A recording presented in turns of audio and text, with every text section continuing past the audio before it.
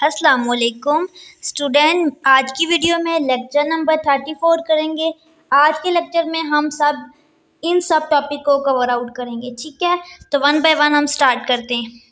First topic है cylinder. Cylinder क्या कहते हैं? यहाँ पे कह रहे हैं कि अगर हम 0D से 3D में जाते हैं, ठीक है। ये एक होती है 2D, और अगर स्केयर की 3D बनानी है तो इस तरह से इसकी 3D आ जाएगी, ठीक है। इसको कहते हैं shapes 2D 3D।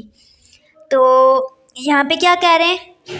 If I move a circle with यहाँ से if I move a 2D circle. 2D circle मतलब एक इस तरह का सर्कल होता है। 2D और 3D जो होगा वो इस तरह से फिल होगा ऐसे, ठीक है। तो कह रहे हैं कि एक 2D सर्कल है हमारे पास along line that is perpendicular to circle, ठीक है। और एक लाइन है जो सर्कल के परपेंडिकुलर है। परपेंडिकुलर ऐसे होती है जिस पे दो लाइंस के दरमियान में अगर 90 डिग्री का एंगल बन रहा है ऐसे, इसको हम कहते हैं परपेंडिकुलर। तो कह रहे हैं कि अगर ये हमारे पास लेट्स सपोज सर्कल है तो लाइन परपेंडिकुलर का मतलब है ऐसे लाइन बनेगी। ये आपको फिगर में नज़र आ रहा होगा ये, ठीक है। और होगा क्या साथ इसमें, और उस सिलेंडर के अंदर एक होल भी होगा, ठीक है, सुराख होगा और उसके अंदर से ये लाइन पास कर रही होगी।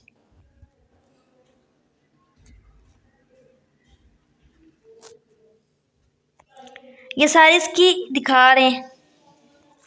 और ये आपने याद रखना है, एक every solid object has volume, ठीक है। जितने भी सॉलिड चीज़ें होती हैं, बड़ी हुई चीज़ें होती हैं, 3D शेप्स होती हैं, उनका वॉल्यूम ज़रूर होता है, ठीक है।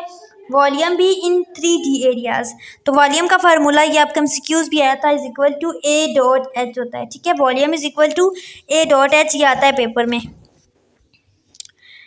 नेक्स्ट, इसमें कुछ समझाने वाला नहीं है। सिलेंडर बस आपने ये याद रखना है, सिलेंडर वॉल्यूम ऑफ सिलेंडर आपके पास फार्मूला आपने याद रखना है एक, और आपने याद रखना है इसकी शेप ऐसी होती है, आपने थ्योरी रीड आउट कर लेनी है। नेक्स्ट, मेथड ऑफ स्लाइसिंग क्या होता है? ये भी 3D सॉलिड ही होता है। स्लाइसिंग की शेप इस टाइप की होती है और इसका फार्मूला क्या होता है?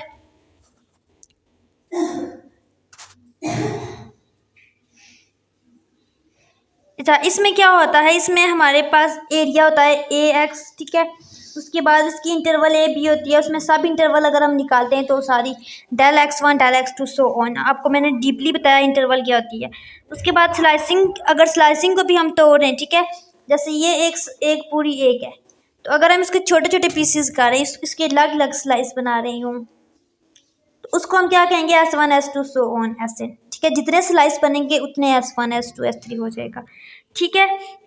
उसके बाद आपने ये फार्मूला याद रखना है, the volume of a slice will be approximately this one. ये आपने फार्मूला याद रखना। आपको मैंने बताया था एक्स के डैश कैसे निकालते हैं और डेल एक्स के कैसे निकालते हैं पिछले लेक्चर में, ठीक है। तो इसको हम नहीं देख रहे, इसको छोड़ देते। नेक्स्ट, ये आपने फार्मूला याद रखना है, वही फार्मूला जो ऊपर बताया है मैंने, वही चीज़ है। मैक्सिमम के लिए आपके पास डेल एक्स के अप्रोचेस टू ज़ीरो लेंगे, जो चीज़ मैक्सिमम होगी वही पुट करेंगे। और ये किस चीज़ के इक्वल था? इंटीग्रेशन किसी फंक्शन की और लिमिट की, लेकिन यहाँ पे एरिया है तो यहाँ पे AX dx आ जाएगा, ठीक है। उसके बाद ये वॉल्यूम फार्मूला की आपने डेफिनेशन याद करनी है, पेपर में ये आ सकती है। उसके बाद ये फार्मूला याद रखना है, ठीक है। एरिया, अगर अपने वॉल्यूम निकालना है तो एरिया जो भी गिवन होगा उसकी इंटीग्रेशन करनी है गिवन इंटरवल्स पे। अच्छा, यहाँ पे देखें, ये क्या बात हो रही है? ये एक्स एक्सिस की बात हो रही है तो हमारे पास AX dx आ जाएगा, ठीक है। दोनों सेम फार्मूले हैं।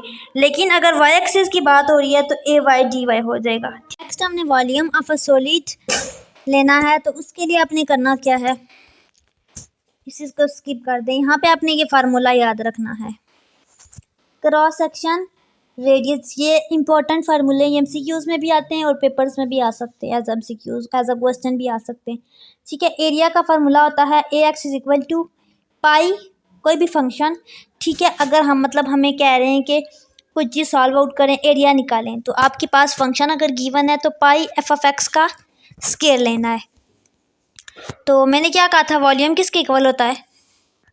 मैंने कहा था volume is equal to integration AB AX dx। तो AX मैंने जब यहाँ पे निकाला है, जो को यहाँ पे पुट करूँगी तो ये वॉल्यूम का नया फार्मूला आ जाएगा। अब वॉल्यूम पहले सिंपल वॉल्यूम था, अब वॉल्यूम ऑफ क्रॉस सेक्शन है तो ये आ जाएगा। और अगर एक्स एक्सिस के अलोंग है तो डी एक्स आ जाएगा, अंदर बी एक्स आएगा। और अगर वाई एक्सिस के अलोंग है तो यहाँ पे वाई आएगा और यहाँ पे भी डी वाई आएगा।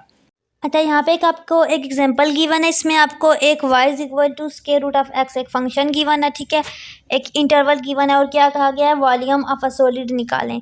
तो सबसे पहले हमने क्या कहा था, वॉल्यूम किसके इक्वल होता है, volume is equal to integration pi और एरिया का स्क्वायर। तो एरिया का स्क्वायर, तो एरिया हमारे पास पाई एफ एक्स स्क्वायर था, ये area is equal to pi f x square. तो ये न्यू फार्मूला जो हमारे पास आया था वॉल्यूम का, ये लेना है। अब आपको यहाँ पे फंक्शन भी गिवन है, पाई भी पता है आपको, पाई की वैल्यू फिक्स होती है। आप कैलकुलेटर में पाई लिख के इंटर करोगे तो आ जाएगी, ठीक है। इंटरवल भी आपको पता है तो आप इसको इजीली सॉल्व आउट कर सकते हो। यहाँ पे देखिए इंटीग्रेशन मैंने आपको डीपली बता दी हुई है।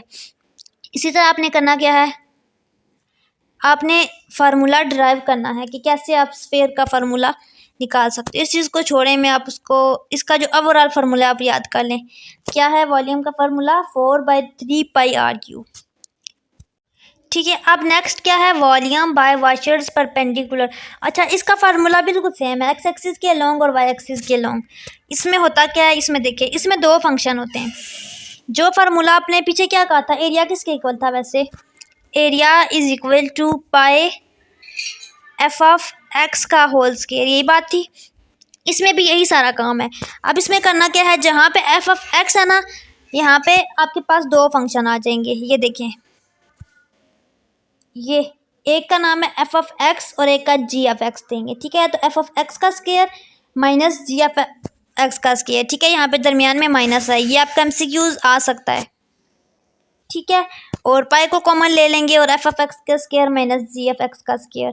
और यहाँ पे ये ओवरऑल फार्मूला है, लेकिन जब एक्स एक्सिस के लॉन्ग करेंगे तो यहाँ पे डी एक्स लगा देंगे, जब वाई एक्सिस के लॉन्ग करेंगे तो डी वाई लगा देंगे। ओवरऑल में हम कुछ भी नहीं लगाएंगे, ठीक है।